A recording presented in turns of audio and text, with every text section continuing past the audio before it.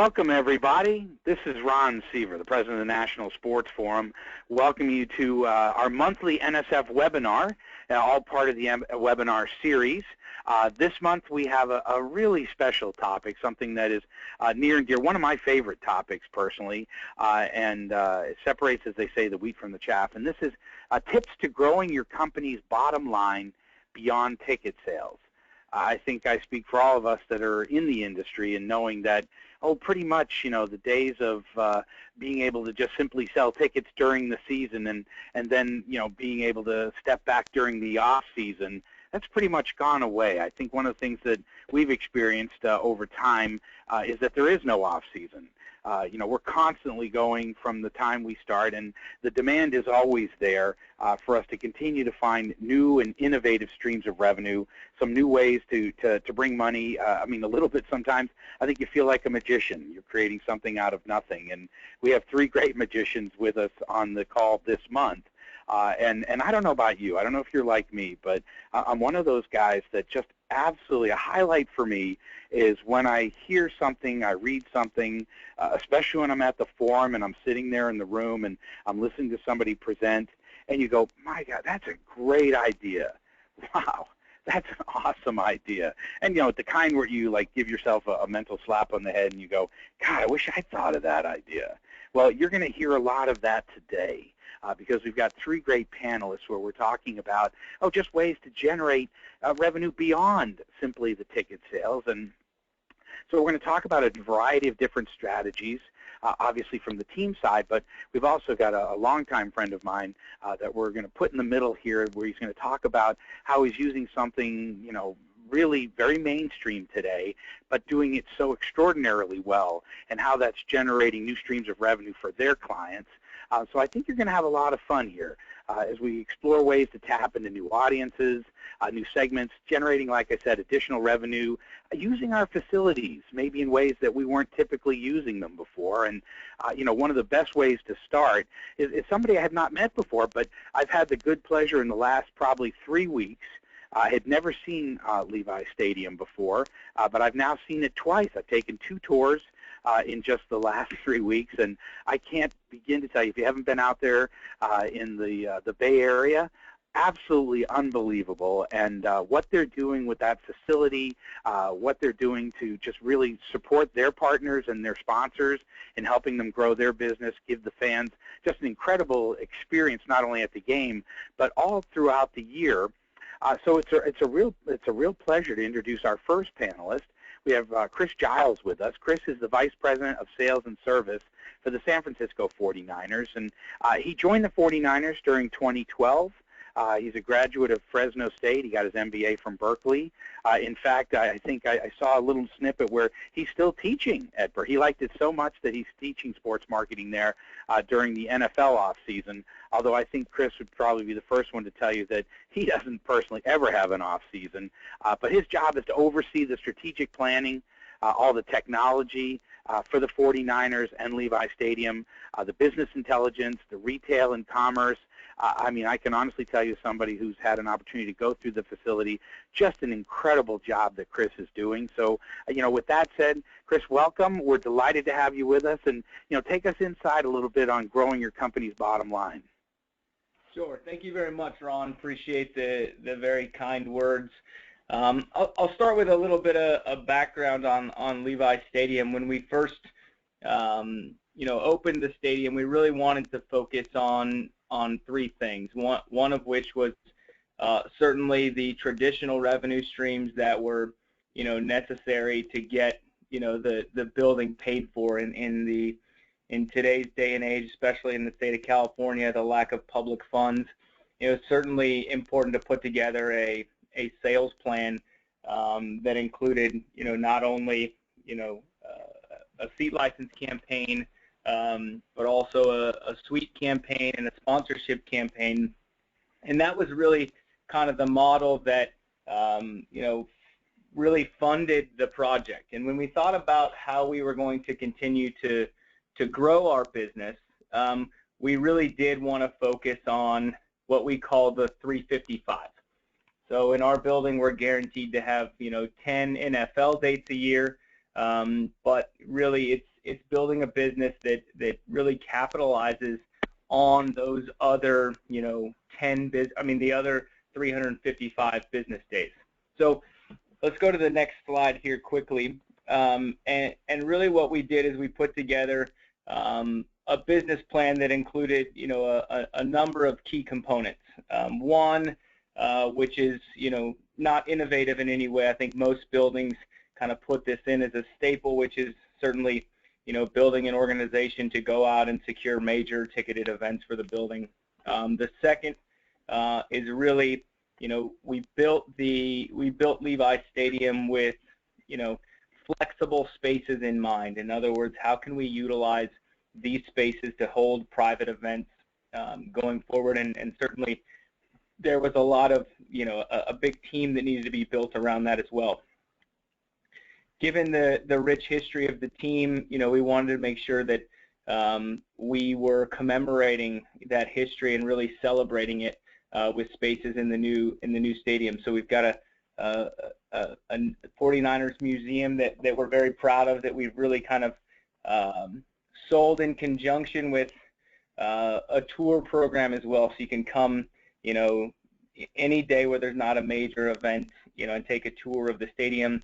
We do different theme tours depending on what time it is. We've got the Super Bowl coming, so doing, some Super Bowl themed things as well. And then lastly, we've got a restaurant. So what I wanted to do today is just kind of take you through, dive in a little bit on each of these, just give you a sense of, what we've built, what we're continuing to build, and how we really leverage kind of this 365 business model here at Levi's Stadium. All right, so from a major event standpoint, we really focus on, 4 key areas. One is international soccer. We sit in a region where, it's very diverse. Soccer, certainly one of the more popular content opportunities we have at the stadium. We just got done this weekend hosting, Manchester United and Barcelona. We do an annual game with the Quakes and the Sounders. Kind of an interesting model here. We have a partnership with our local MLS team, the Earthquakes, to co-promote all the soccer in the building. So what that does is gives us access to, Soccer United marketing, which is part of the MLS, who does a lot of the promotion of these events, but also, a lot of the international relationships that they have. So that's been, a very successful partnership. College football is obviously a staple. Dirt shows like monster trucks and supercross, and of course, concerts.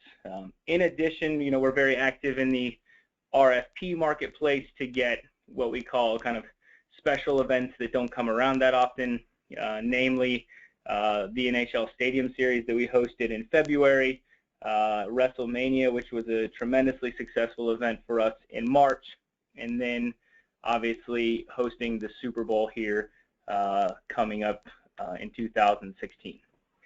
So that's basically our stadium events business. Like I said, nothing too innovative there. It's just we certainly identified that as an opportunity to really build a team around and make it a focus, so we could get, our goal is to get 15 additional dates on the calendar for stadium events a year. One of our businesses that is a little more unique, I think, Dallas has a, significant special events business or private events business as well. But, we've really built out, a team around it. We've got 3 salespeople, 5 different event planners. We've got, a full kind of hospitality staff in conjunction with our concessionaire. We've done about 300 events here in our first year. Like it says on the slide, about a $15 million business in the first year in revenue, which is significantly higher than we had projected. I think, one, there's certainly some novelty with the new building. 2, we've got lots of, large companies in our marketplace that are looking for something unique. We just held an event for Cisco to help them celebrate their transition of their CEO 2 days ago on Monday, and we had 30,000 people here for a private Keith Urban and Christina Aguilera concert. So we're doing everything from weddings to bar mitzvahs to board meetings to corporate celebrations. Really just this is an opportunity for a lot of buildings to begin to think about how they can utilize what are typically your club spaces and your playing surfaces for uses outside of what most people think about the traditional use on those for us 10 NFL games and then 15 or so major event days. So like I said, we've got a museum program as well. One of the things that we're really proud about is what we've been able to do with local students in our museum. So our museum is available, is open most non-event days and some major event days as well. We've had over 175,000 visitors to the space. But each weekday during normal business hours, the 49ers host student field trips. And we've got our own education curriculum focused on science, technology, engineering, and math. We've got the curriculum, approved by the local school district. And we actually host the students in the museum for this education program completely free of charge. We pay for the transportation and everything, so there's no restrictions. And our goal is to get every student in the county through in the next 5 years. So certainly a major focus for us. We've also got an adjacent retail store that's about 15,000 square feet that's open on a 365 basis. We've got the main kind of street that the stadium butts up to. It's called Tasman Avenue, and we call it the shopping mall out there. It's the restaurant, the retail store, the box office, the museum, all of the different places that are open every day as opposed to just on event day. So another kind of idea we had, obviously we had a lot of interest in coming to see the stadium. Most folks, we spend a little bit of time in the public areas, but really, what folks want to see is they want to be able to go up to the press box. They want to go see a luxury suite. They want to go into, the service areas of the building. They want to see where the locker rooms are and how the players get from the locker room to the field. And so we basically, run, about 30 of these tours a day. We've done over 150,000 of them to date. We typically have a group sales team that sells these tours. About 70% of the business comes from that group sales effort, and it's really sold in conjunction with a museum and a group lunch at our restaurant. So when we think about, the way that we sell this piece, it's really about packaging it with our other 365 assets to create kind of one, half day or full day Levi's Stadium experience for a group.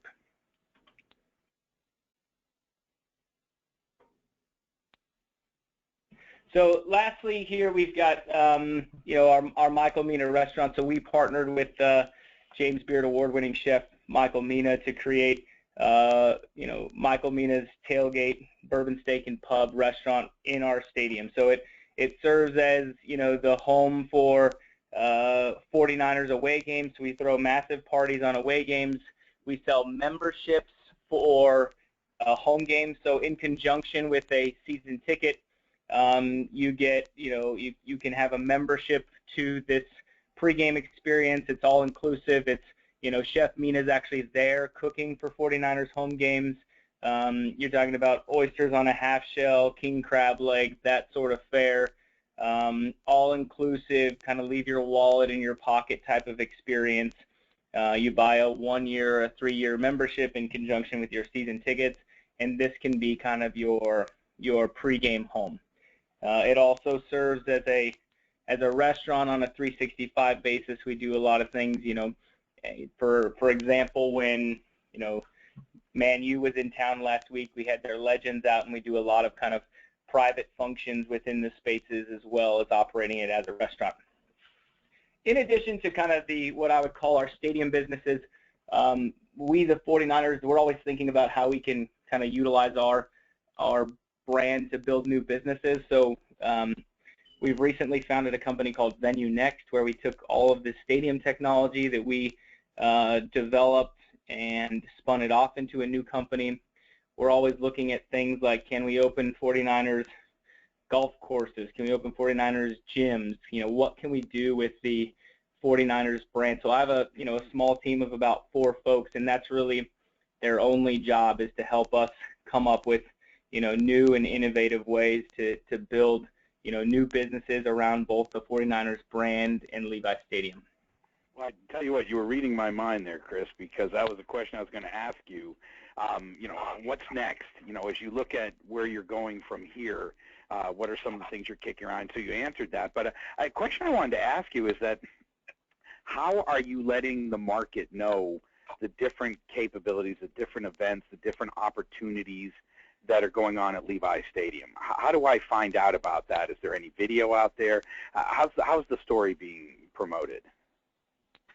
Yeah, I mean, it's an interesting question, because we've also got a significant, what we call business intelligence initiative, which, for the first year, to be candid, we just basically told everybody everything. So in other words, we've got a fairly robust, marketing list. I'd say, email certainly our primary source of communication, followed by a lot of our digital efforts. We have a great content team that drive folks to view that content, which gives us a marketing platform. But now we're starting to get a lot smarter about segmenting and making sure that for instance, you're hearing about the 3 things that we're doing that we believe you'd be the most interested in, instead of hearing about all 13, because we have seen a little bit of deterioration of the of the response rates and those sort of things as we continued to kind of market all the things we were doing. So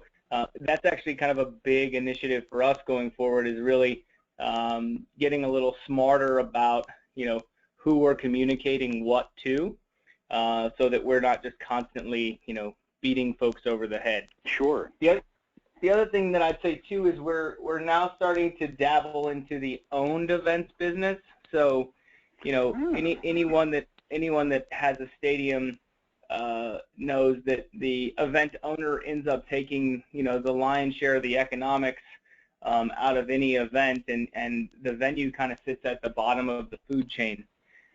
So we're certainly starting small, but just things like building what we call 49ers Rush, which is an annual kind of challenge race throughout the stadium. Think about, you go over to the 49ers training facility, which is adjacent to the stadium.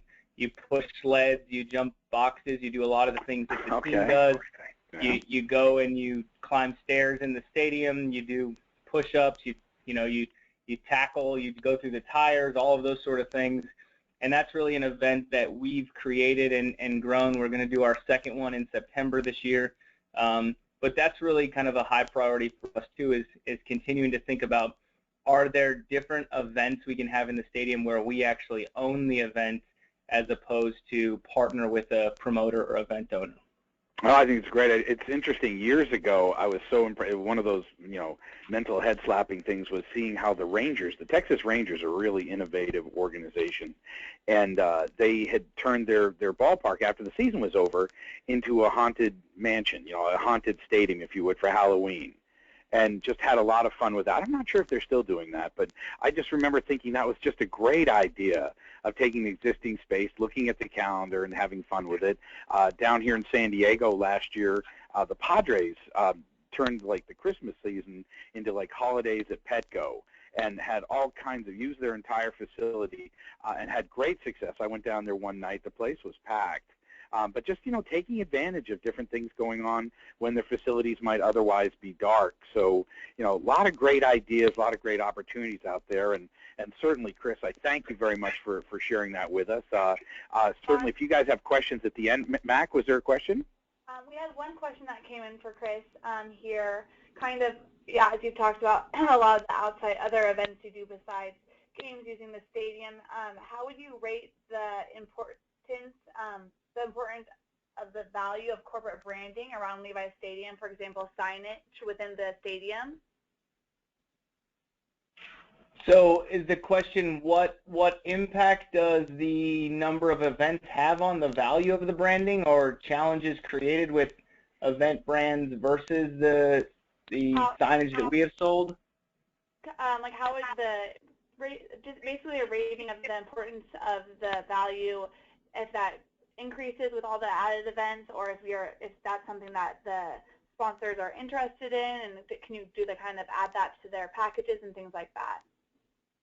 Yeah, so I mean, I would certainly tell you, to our naming rights partner Levi's, it's extremely important, you know, because it really just kind of, you know, the NFL has its kind of core market, and the nice thing about bringing in kind of a, you know, we always say there's a new tribe coming to Levi's Stadium this week. In other words, like, the folks that are coming for 49ers games are completely different than the folks that came for hockey, that came for WrestleMania, that came for the Man U Barca game, that certainly came for the Grateful Dead, you know, that came for Kenny Chesney. So it really kind of gives those sponsors, you know, an opportunity to engage with, you know, with different audiences, and someone like Levi's that really appeals to a very kind of broad audience.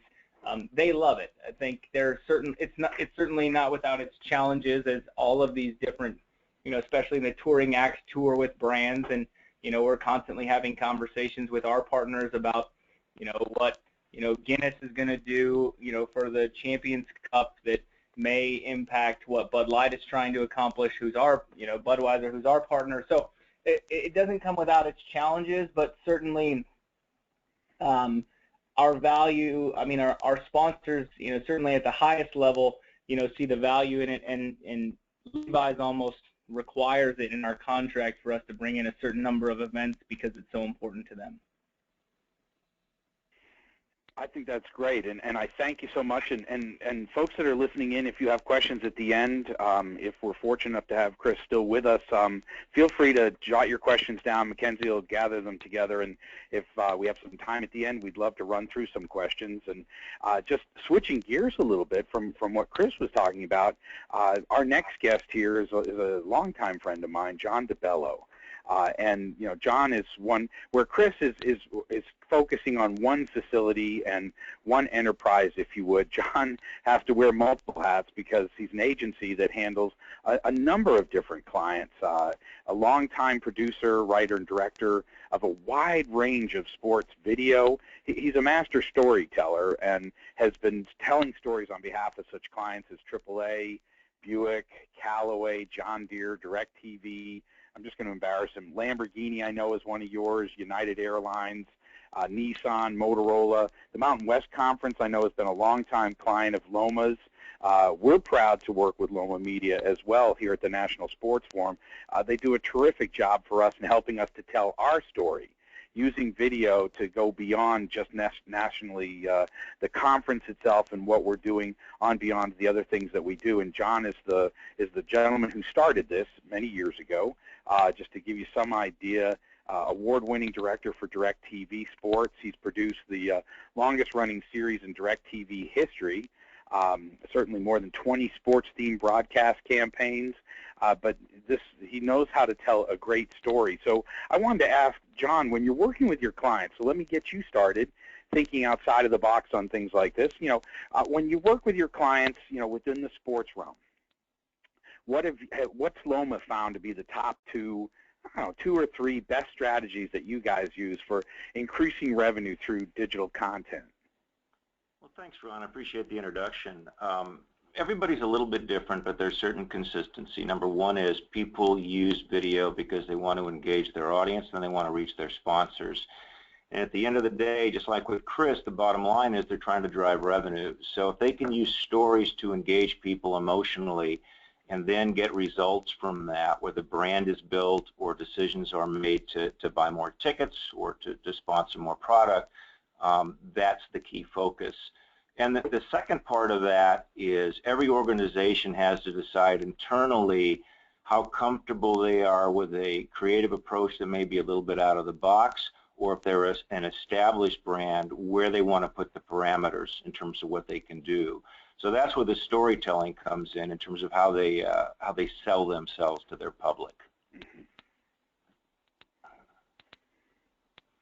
So I think we can go right into the deck. The beginning of and sort of the end of where we come from is one word, and it's sports entertainment. It used to be an ampersand, sports and entertainment, no longer.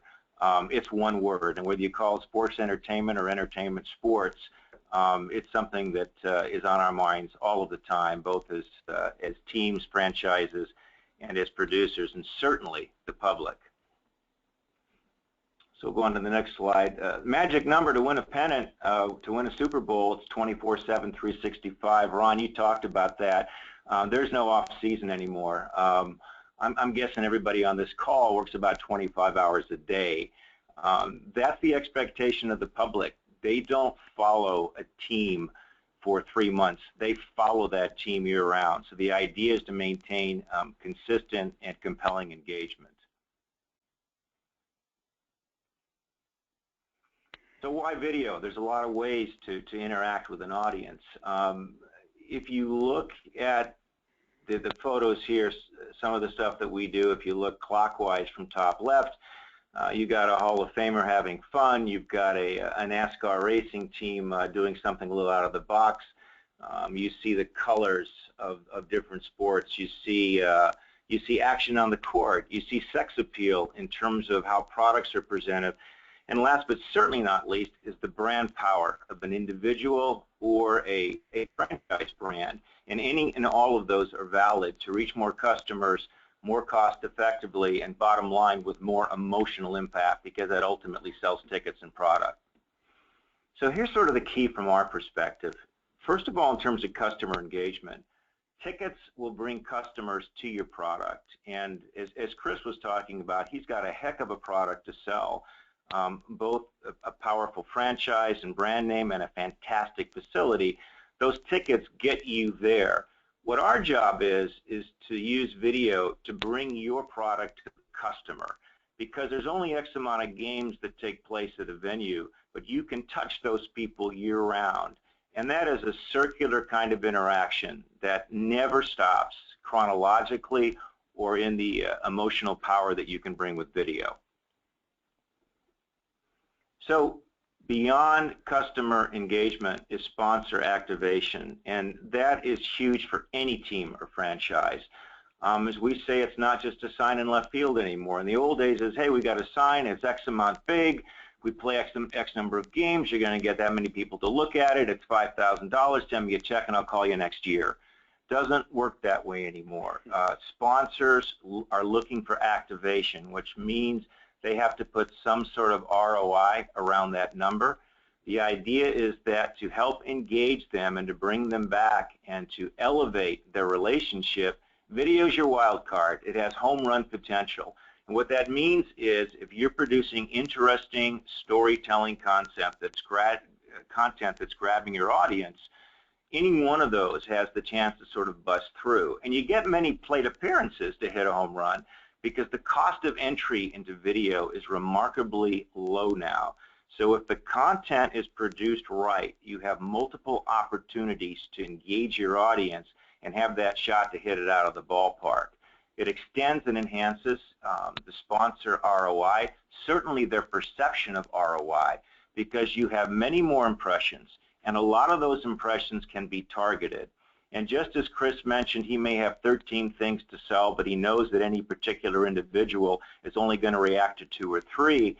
With the idea of programmatic marketing now, the idea of being able to sort of slice and dice your audience, there's many ways to reach an audience with video. So we're in the sports entertainment business, so we're a little bit Hollywood here. And the Hollywood rule number 1 is nobody knows anything. William Goldman said that about 40 years ago, and it's always resonated in the Hollywood community. In my other life, I produced a number of independent films over the years. And the key point here is that for all the big data, for all the analytics you do, which are important, and some people use them more than others, at the end of the day, it goes to the gut. And the good news is nobody knows more about your product than you do.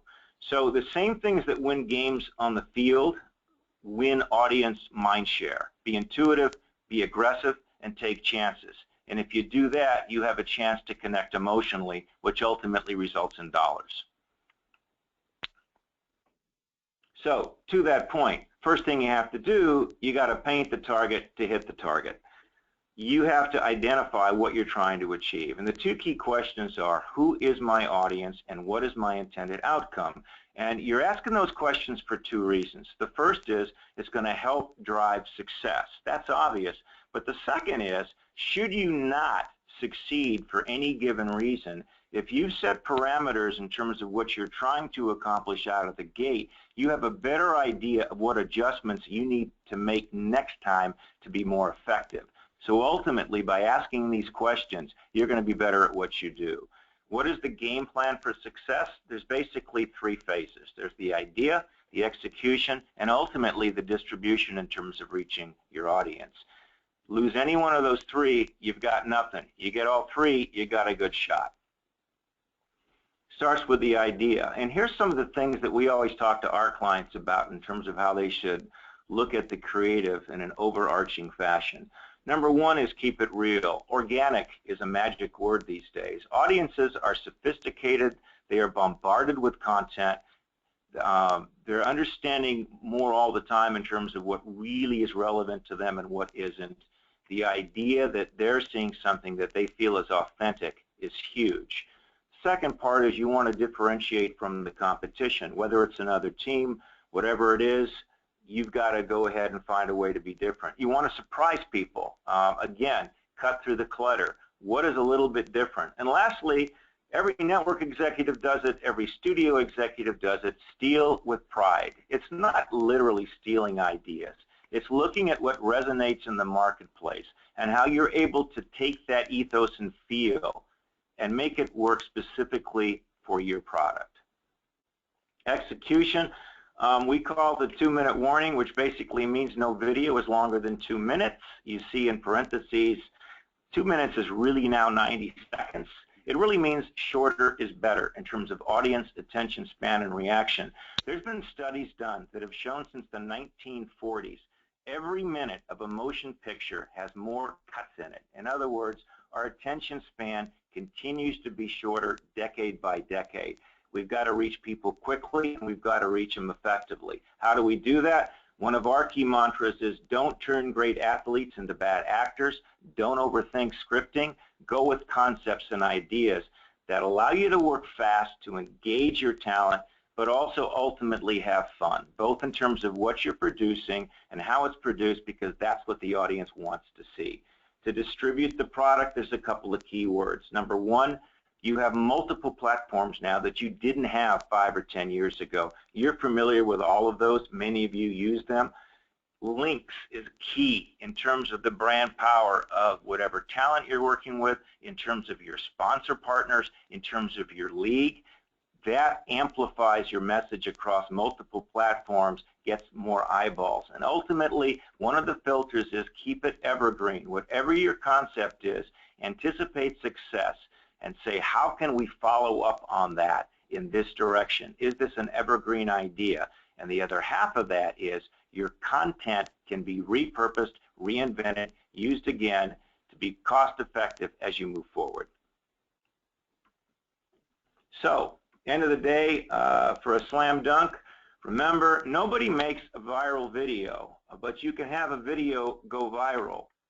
The key idea here is that if, an author writes a book, he doesn't write a bestseller. It may become a bestseller if he or she is good. And again, if you're good, if you're lucky. I mean, there's times when maybe somebody that day came out with a really cool cat video with a cat playing the piano. Maybe my suggestion there is maybe just make sure that cat is wearing your jersey. But most of the time, if you're good at what you do, you're going to have a shot. And lastly, video can add value and drive business by taking your product to the public. That's really the key. So ultimately, We'll look at the last slide. That's sports entertainment. And I like the way Chris ended his deck, too, because at the end of the day, if you can show 5 Super Bowl trophies, I'm being facetious here, but the first thing I always say to our clients is, well, you know, my job gets a lot easier if you guys win all your games. We can't always control that part, but however the team is performing on the field, we have a way to reach the audience more emotionally. And I think these days, that's incredibly important in terms of driving the bottom line. Well, you know, John, if I could, let me ask you a question, because, you know, we've seen the kind of the evolution of video transform as, you know, the apparatuses are getting better and bigger. And, you know, we go back to the day before there was HD TV. And now, you know, we mentioned this in the corporate survey at the forum last year. You know, Forbes had come out with a survey that showed that in probably, I think it's 2016, they estimate that corporations will spend more money in online video than they will in television. You know, speak a little bit about the evolution, depending on the apparatus, how that changes your story and how they're watching and how they're consuming it. You know, how's video morphing?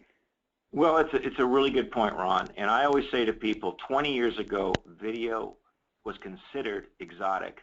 Now it's almost considered a commodity. It's neither. The difference is now the price of entry is so low that your iPhone in your pocket has more computing power and delivers a better picture than a $50,000 camera of 20 years ago. The good news is you can create content. The bad news is so can everybody else. So today it's all about cutting through the clutter with interesting, creative, and storytelling that's relevant to your brand and relevant to the audience. The second part of that, as you mentioned, is the platforms. I could show a video 20 years ago and say, hey, everybody, look, I've got a video. Oh, good. I love action sports. I get a chance to see a video. Today, there's many, many more platforms with much more competition. The key to using the platforms is targeting to your core audience and understanding where they are. And that's where the analytics come in. That's where the sports marketing aspect of knowing your brand and audience is really critical, because the bar is so much higher now in terms of reaching people effectively. I mean, and this also speaks to the, you know, the growing focus that we have as an industry on the millennial generation. As we're all, you know, focused. That was one thing I heard from every breakout session at the forum last year, was at some point in the conversation they wanted to talk about millennials and how to reach them, and how their focus is changing, and, you know, how you're going to reach them is different than it was before. You know, how are you seeing that with your clients and their focus, their consumption of their product with the millennials, and how they plan on tweaking their strategies? We see it in 3 ways. Number one, video is the accepted way to receive communication. If the digits move, people are more engaged. The second part of the equation is people tend to see the content across more platforms, and as you pointed out, broadcast is probably less important. The idea of mobile is extremely important because the desktop computer has basically gone away. The laptop is the next thing that's going to go. You've got your world in your pocket on your phone, and a lot of what we're looking at in terms of video communication comes down to impulse buy in terms of what am I clicking on and why am I clicking on it. And finally, the last thing is attention span. Shorter and shorter and shorter. So the ideas have to be quick, they have to be effective, and they have to be seen on multiple platforms. At least that's my perception. No, I think your slide in there where you talked about you got to get your story done in, well, now 90 seconds, but the 2-minute warning, very good advice, certainly, and well made. And a lot of times where I see these commercials that you're going to watch before the video starts, I'm always surprised where you can skip the ad, you know, 10 seconds into the commercial or something like that, but the advertiser's not putting their brand or putting their product up front. You know, they almost allow, you know, the commercial opportunity to pass by, knowing that people can click after 10 seconds or 3 seconds. Yep, that's a great, great point, and it drives me nuts because when we do those, I tell our guys in the first 5 to 7 seconds, we have to come out with a core message. It's great to come back with it at second 22 or 23 in that 30 seconds, but you have to assume that you've got to get attention instantly. And, you know, I'll make a point on that real quick, Ron. Back in the 1930s, when the first team decided to announce their home baseball games on radio, people thought they were nuts. Why are you doing that? We want to get them to the stadium. Well, the whole idea now is if you have a powerful venue, you want to find every way in the world to make it desirable to go to that venue. Hence the idea of us merely being an extension of what people did with radio 80 years ago. Good point. Really, really good point, and great stuff. Thank you, John. We could do a webinar just on the evolution there, and I thank you so much. You know, presenting different ideas and objectives. Anybody wants more information, grab a quick look at your screen there. You've got John's information at Loma Media, and certainly we're more than happy if you want to call us, talk to Mackenzie. She's worked with them. They've been a great agency to work with. We're going to wrap up with Krista. Now, we are headed the forum. For those of you who are not familiar with the forum is a conference that goes on every year in February, about a week after the Super Bowl. We move it around the country, and we build, you know, we've been doing this now. This will be our 21st year, and we build it around the 4 pillars of our business that's collective, and that is ticket sales, sponsorship, marketing, and business development. So things that we talk about here each month on our webinars, and if this is your first time you stumbled upon this, look for us every month. We come back with a different topic every month. You might also want to sign up for Selling It. Selling It is an e-zine that we put out every other Wednesday. I think we've been doing that for about 13 or 14 years, and it's free. All you have to do is go to our website at www.sports-forum.com. And you'll see publications, and just click on it. You'll read the latest issue. If you like what you're listening to here and different ideas, you definitely should sign up for Selling It. We send you something new that we've stumbled upon. Albie does a great job of putting this together with Ryan Heydrich, and we send that out to your inbox every other Wednesday. And certainly, if you like that, we would love to see you at the forum as we're heading out to one of our hosts is up next. The Portland Trailblazers. This year we're going to be going up to Portland with the forum. Will be February 14th, 15th, and 16th. And I tell you this now because on July 31st, which is the end of this week, is a sales deadline. We have our Super Summer Special so you can get the lowest prices now for trade show booths and for attendee badges. But after this Friday, I think the prices jump up. So if you do want to take a look at that, again, it's sports-forum.com. And join us in Portland because you'll get to hear from people like Krista Torres. Krista is with the Portland Trailblazers, as I mentioned. She's a senior director of social responsibility for the Blazers and the executive director of the Trailblazers Foundation. And as somebody who's had the good fortune to work with the Blazers and be up there the last couple of months and see them, they've just done an incredible job of integrating into the community, not just during the season, but throughout the course, the whole core fabric of the community built around the Blazers. And certainly, as John said, it doesn't hurt that their team is really good. They have a great team. They're going to have some new faces and some new challenges, I know, this next year, and we're going to ask Krista to talk about it. But, again, I'm just fascinated by the Blazers and their ability to tell their story and just really pull the community into what's going on there at the Moda Center. So with that said, Krista, if I could, let me turn this over to you and talk about some of the things that the Blazers are doing to grow your bottom line even beyond the ticket sales. Thanks so much, Ron. I really appreciate it. And yeah, we definitely have a lot of new faces this year. It should be a lot of fun. It's interesting hearing you guys talk about millennials, you and John, because I think what we're learning more and more is that millennials care a lot about businesses authentically doing good work, and so that's basically the tenet of Make It Better and the responsibility of Make It Better, which is our community and environmental impact brand. So I won't go through all of these words, but basically what our team exists to do is to improve the lives of kids and families in our community where they live, learn, and play. And what we're trying to do is really focus our work so that when corporate partners or fans or anyone learns about the work we're doing, it's clear that it's environmental, educational, and health and fitness related. A big part of our role on the community side is impact. You can go to the next slide. Sorry.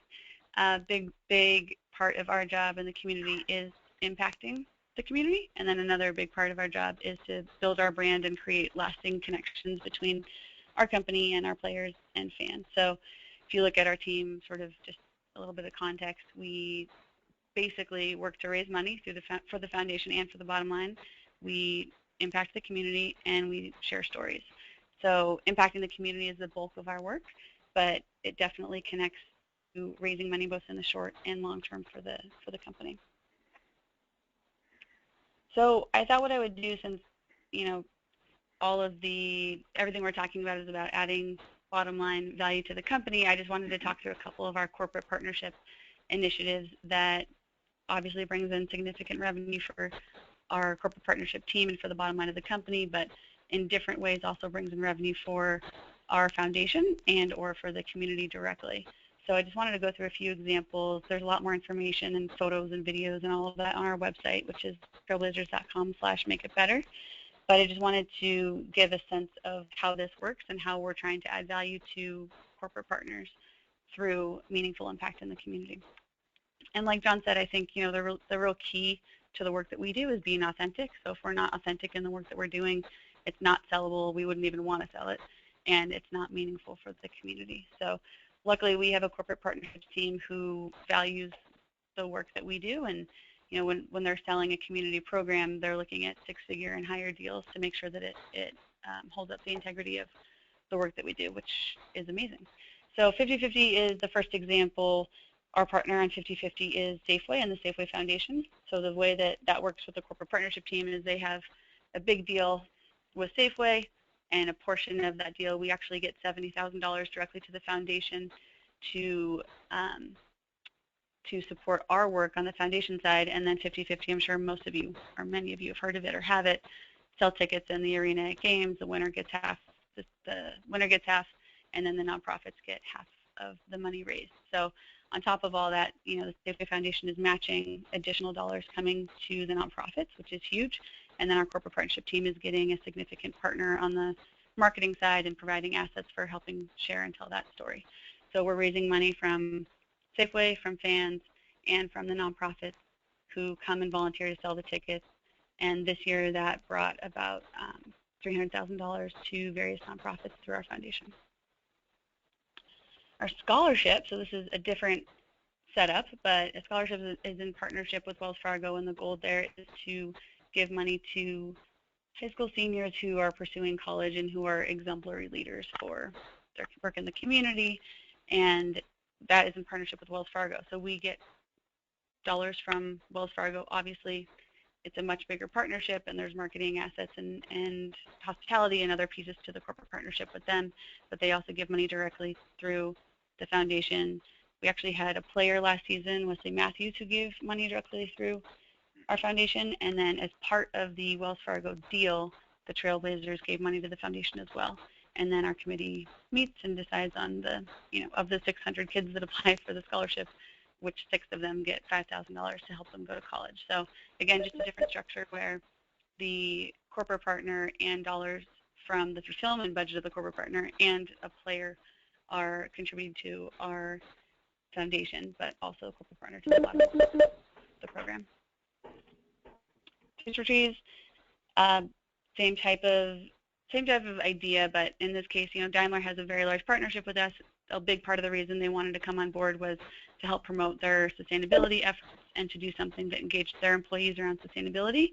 And so it's a big partnership with us that, again, brings a lot of money to our corporate partnerships team, and where we help our corporate partnerships team execute a really meaningful, impactful program for the community. And the last one is also a Wells Fargo program where Wells Fargo actually gives money directly to our foundation. Again, this is in connection with a much bigger Wells Fargo partnership, and then we give the money out to schools around Oregon to support Wells Fargo's and our focus of education and kids.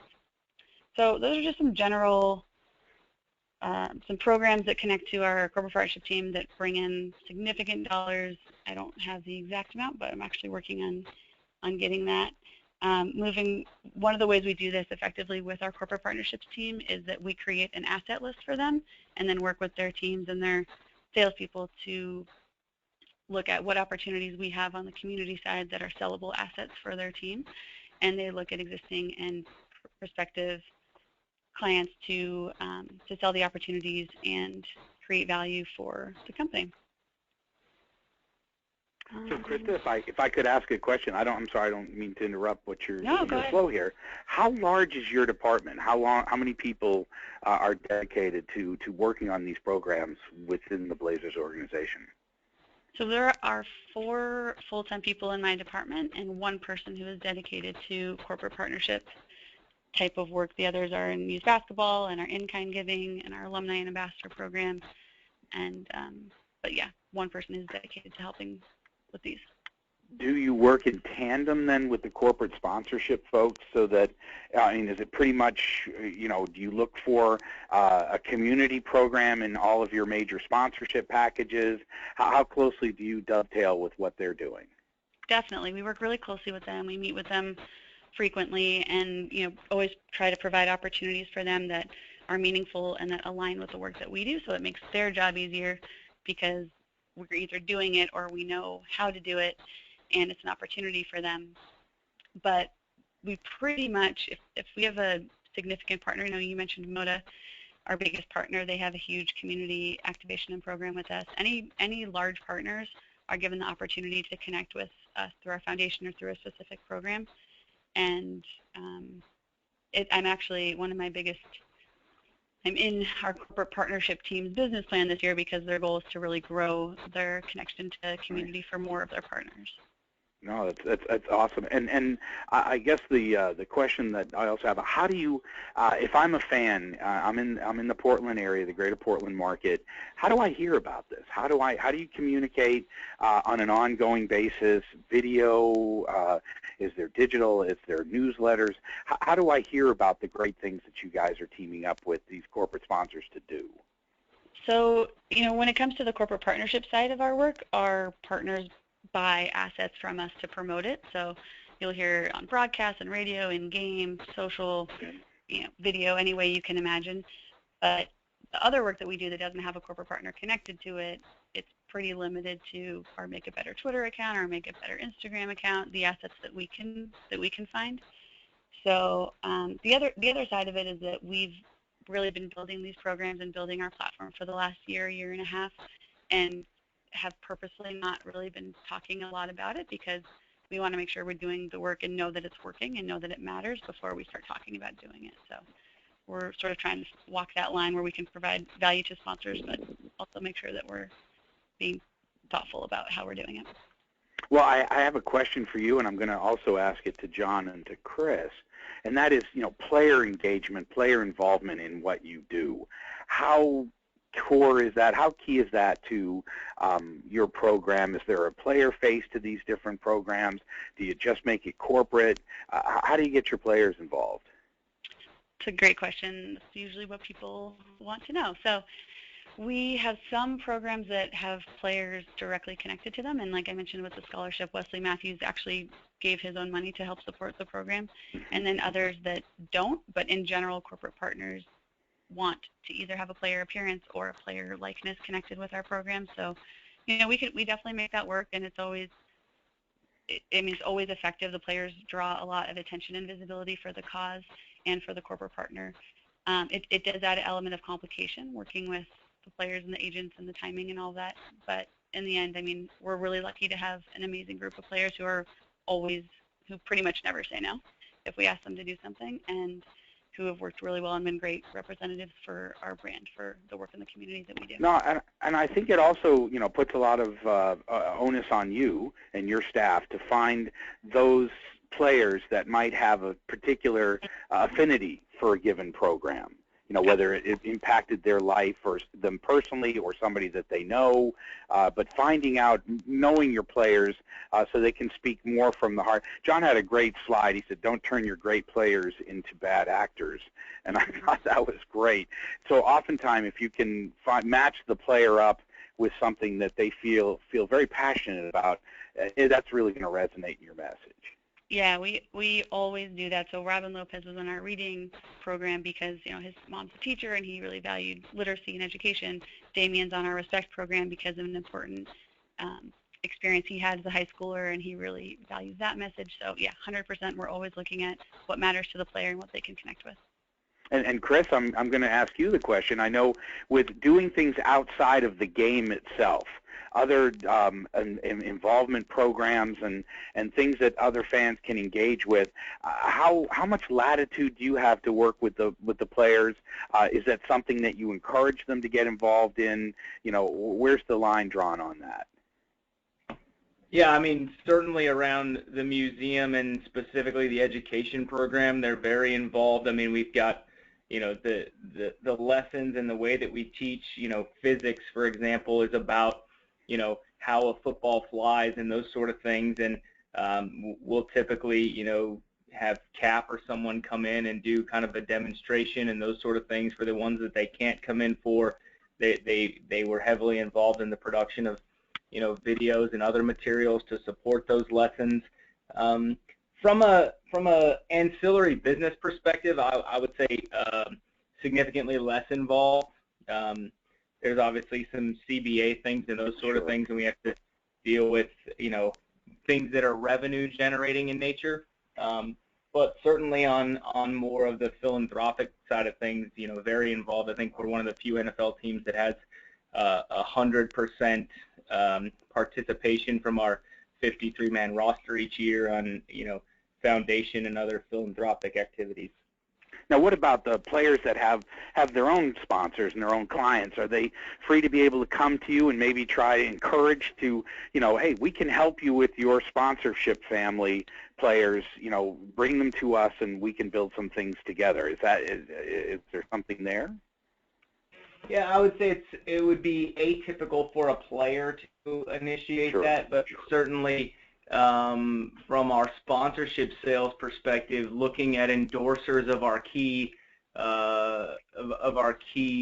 you know, team members, that's certainly what I would call a lead gen activity that they do with some degree of frequency.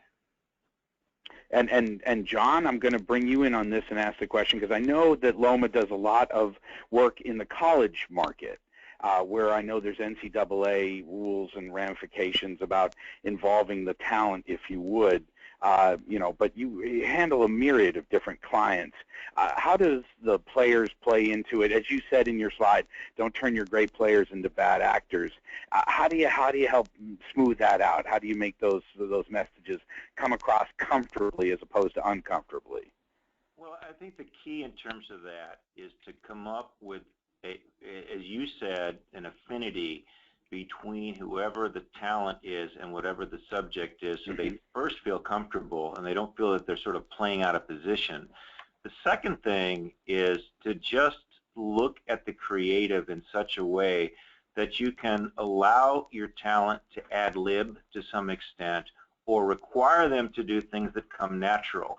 If you're doing a spot with a golfer, let the golfer hit a golf ball. If you're with a football player, try to do something that puts him in the realm of the game as much as you can. The difference between college and pro, the college kids tend to be a lot less sophisticated. They're younger. They haven't had the level of experience. It's a double-edged sword. They're maybe more enthusiastic. They show up on time. They're willing to do what they need to do, but they haven't done it before and often require more direction. That's the talent side of it. The other side, in terms of what the NCAA will allow, you know, the compliance guys on campus basically have to tell us what we can and cannot do. Quite often we're using senior athletes who have a brand recognition but have, you know, their eligibility has expired. So that's more of a tactical thing, but that's sort of how I see both sides of the coin on that. No, I love it. Well, again, I hate to say it, but we're butting into the top of the hour here, and I just want to take this opportunity again to thank Chris Giles from the San Francisco 49ers. You just heard from John DeBello from Loma Media. I want to thank Krista. I really appreciate everything you have done, Krista Torres from the Portland Trail Blazers.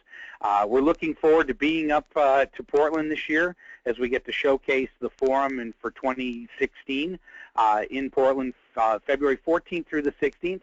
And again, like I said, if you want to take advantage of our Super Summer Special, that's on through Friday. So just contact us at www.sports-forum.com. And with that said, and until next month, I want to thank all of our guests again and thank all of you for joining us. and we'll look forward to having you on the webinar series in August. Take care now, everybody. Bye-bye.